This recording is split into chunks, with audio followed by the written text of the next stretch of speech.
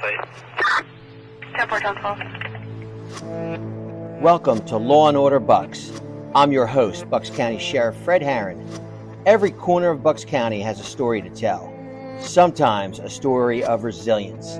Sometimes a story that chills us to the bone. Sometimes a story of government not being able to get out of its own way. Here, the forces of law and order are constantly at work, often behind the scenes. Join us as we delve into the gripping realities of crime and justice in our community. We'll explore the hidden worlds, the difficult decisions, and the unwavering commitment it takes to maintain law and order right here in Bucks County.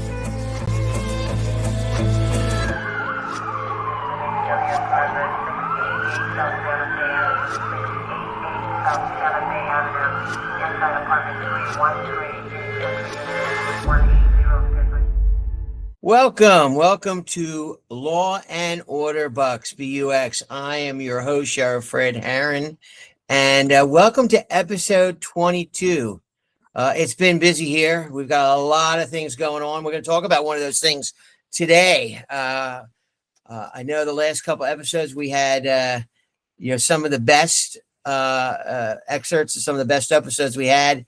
But today I have a special guest, my Chief Deputy. There he is, Tommy Augustin. So welcome, Chief. Tommy is our Chief Deputy right underneath the Sheriff and really runs the daily operation here at the Sheriff's office. Tommy comes to us from Lower Makefield. He was here when I got here. You worked for Sheriff Worrell, correct? That is correct, yes. When did you get here, Tom? I came in January of 21. I left Lower Makefield January 3rd, started here January 4th of 2021. How many years you have in at Lower Make? 32 and a half years. Wow. How cool. So you were here a year before I got here. Correct, yes. And then you were nice enough to keep me, so.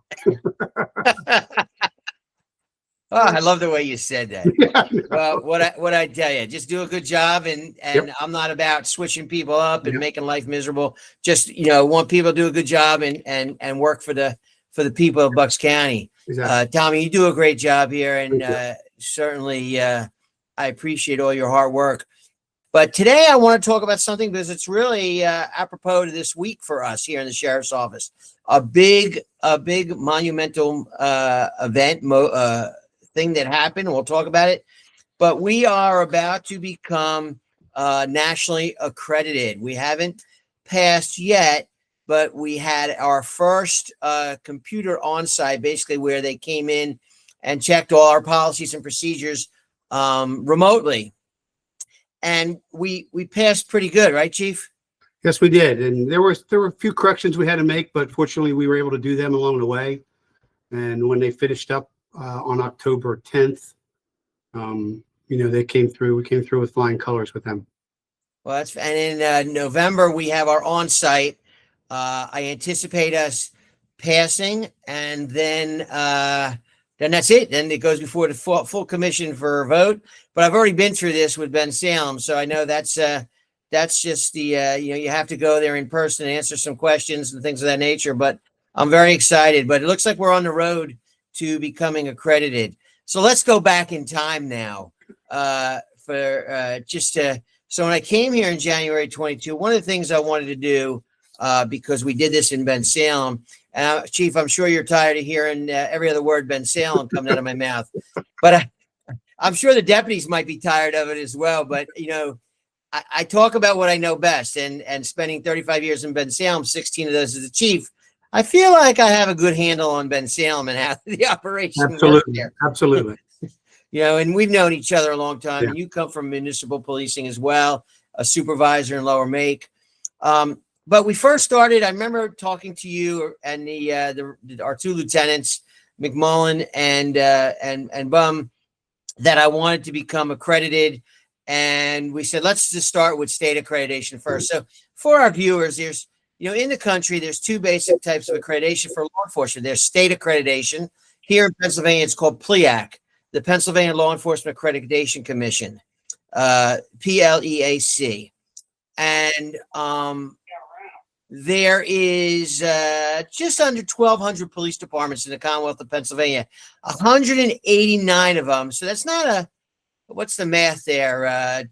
10%, maybe a little less than that, maybe about 10%, a little bit, 8% have PLEAC, state accreditation.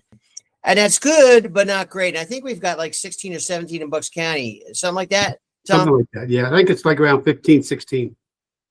So 189, 15 or 16 in Bucks County at 39 police departments. So I wanted to get that. And I know when I sat down with you and the command staff that you're like, oh my God.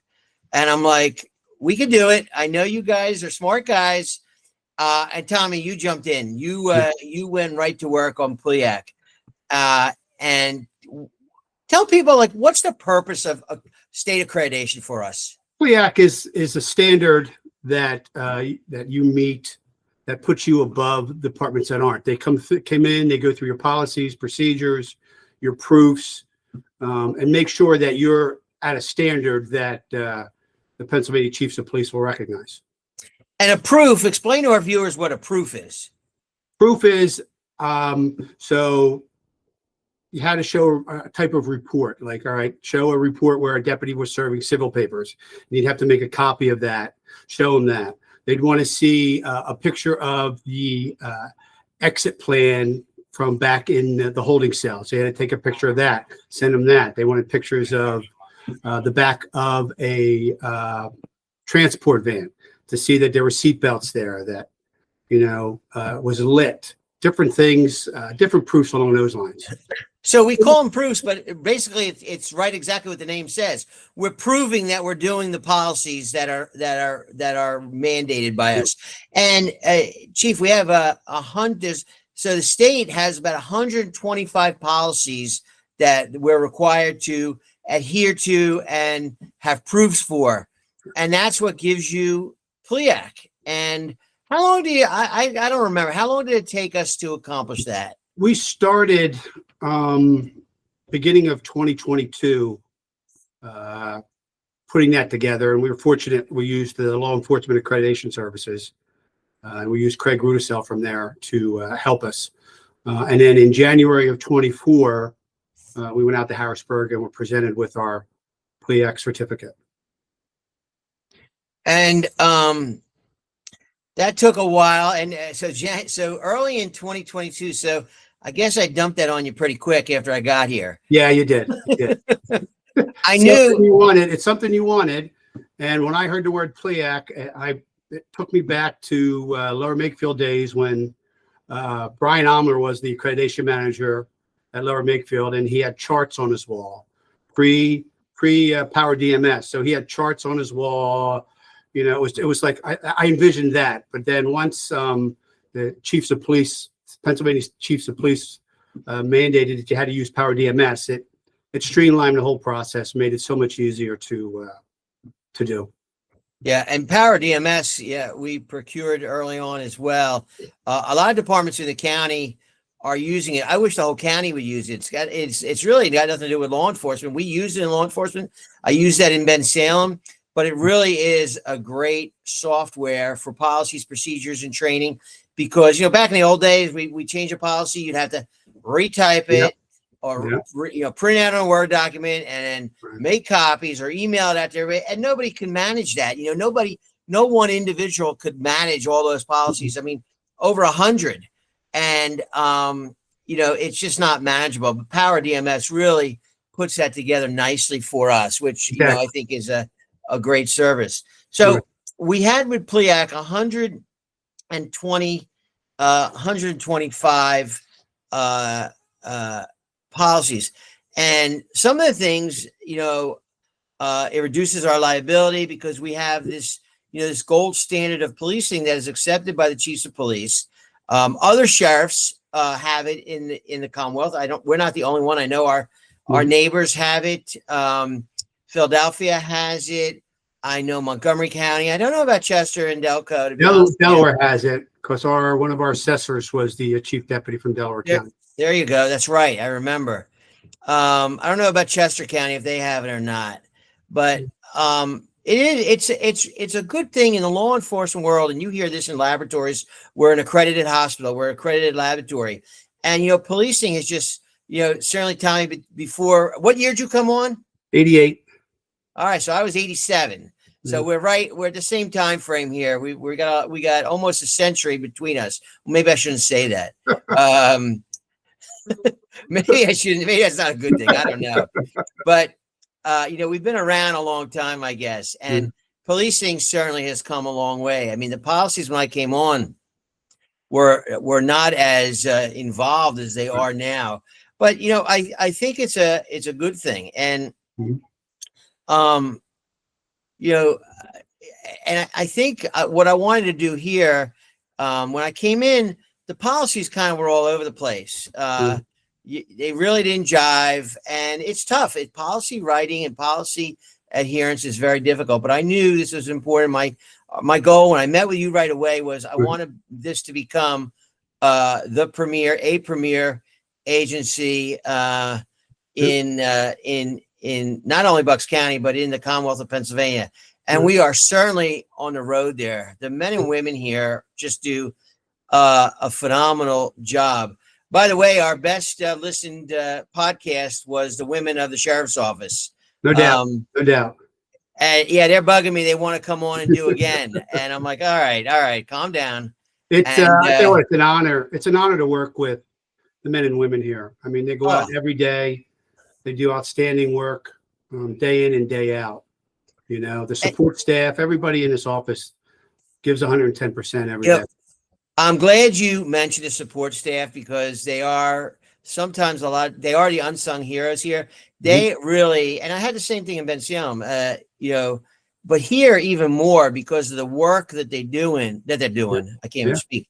The work that they're doing, and they just all do a great job from real estate, from the foreclosures, from the protection from abuse, from the finances, from the warrant team that we have here, the gun team that we have here for gun permitting, real estate. I mean, this is just a crackerjack team. So it really for everybody to have policies and procedures, and now they know if A, then B, if B, then C, and there's no guessing here. It's in black and white. It's on paper, so to speak. It's actually in the computer, not on paper. It's in the computer, written down. It's on the screen, and they know. So we got that accreditation, what, 2 years ago, Tom? April of 24. Or no, January of 24, we were recognized for PLEAC. And then shortly after that, in April of 24, you said, all right, we're going for CALEA.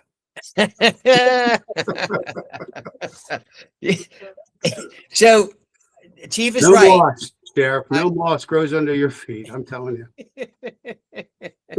I don't know if that's a good thing or a bad thing, Chief. You don't have to answer that. You don't have to answer that. You remain silent. No. Plead the fifth. But I knew I wanted to come in easy with PLEAC. Not that was easy, but 189 departments in the Commonwealth of Pennsylvania have PLEAC. And I knew because where I came from in Ben Salem, my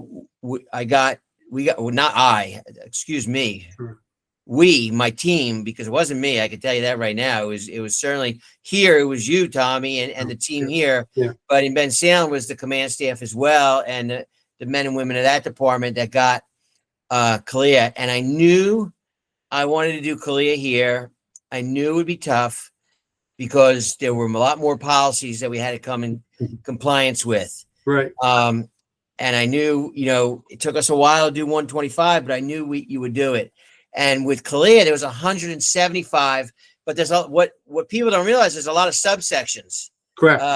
So it's probably close to 300 because one policy could have 4 or 5 subsections. Some don't, some do. So, it's a lot of policies and procedures. And CALEA, PLEAC is known in the Commonwealth, but CALEA is known internationally.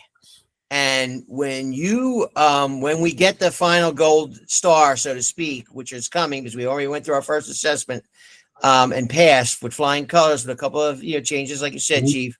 But that is going to be a real cause for celebration. I mean, we're on the road; it's done. Right. There's no more fixing. I don't know if the men and women are going to come on site and find something else, but I'm sure we'll be able to fix it right then and there. But there's only, we're now what, the 14th, Chief? 14th agency in Pennsylvania to receive CALEA. Only the second one in Bucks County. Right. Who, by the way, is the other one in Bucks County? There's that word again, Ben Salem.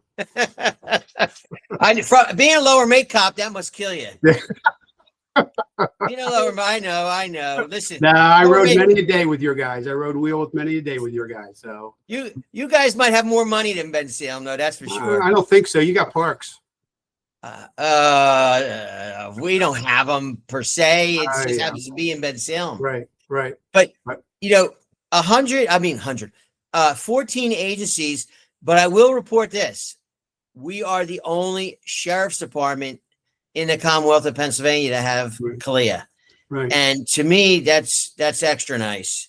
No, it is. It's the problem for me though was that I didn't have any sheriff's offices to lean on. Right. For CALEA. I mean, thankfully, the guys at Ben Salem were phenomenal.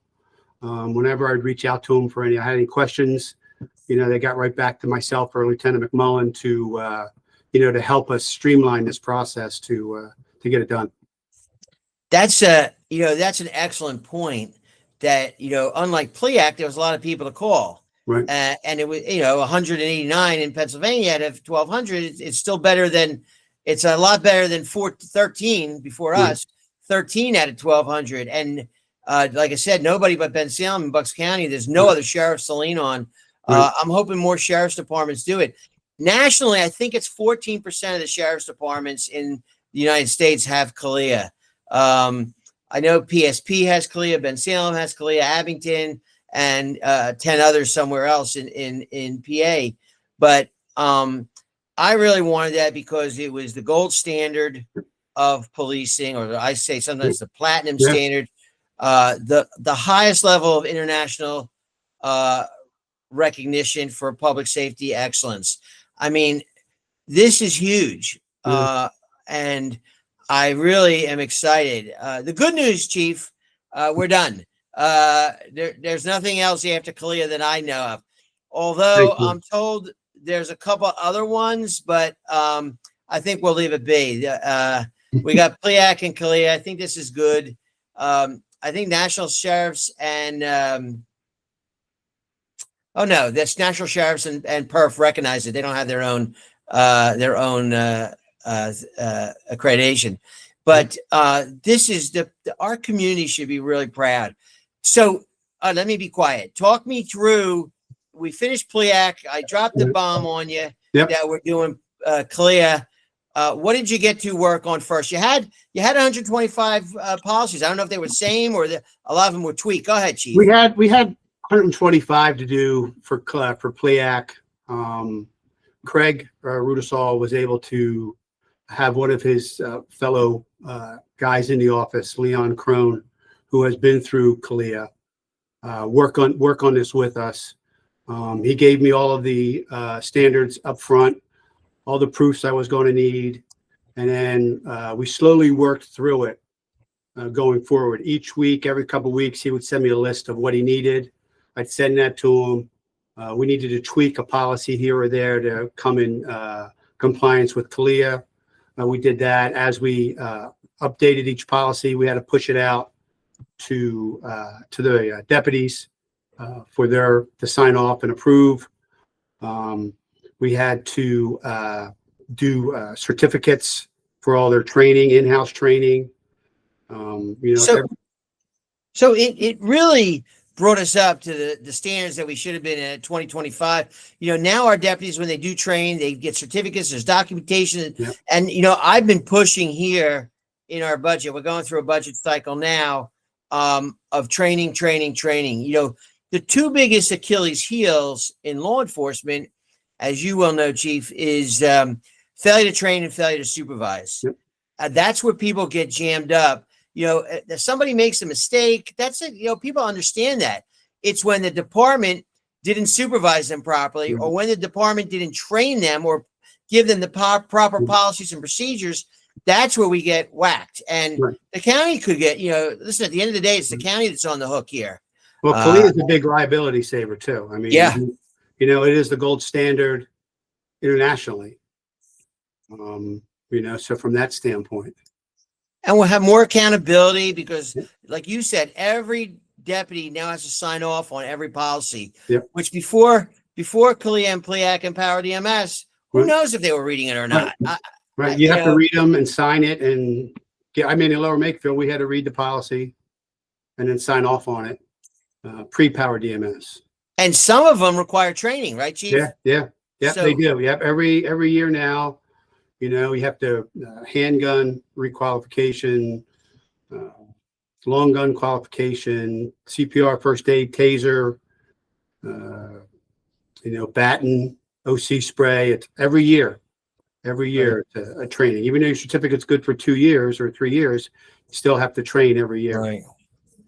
Well, I appreciate that, and then, the process is the same for both the, the self-assessment, where we're reviewing it, making sure, that we're in line with policies and procedures. And then they have the on-site assessment and public comment and review, and then the commission finally review, which is for us, it'll be coming up very soon, but we've already passed the first assessment. Thanks to you and the team here.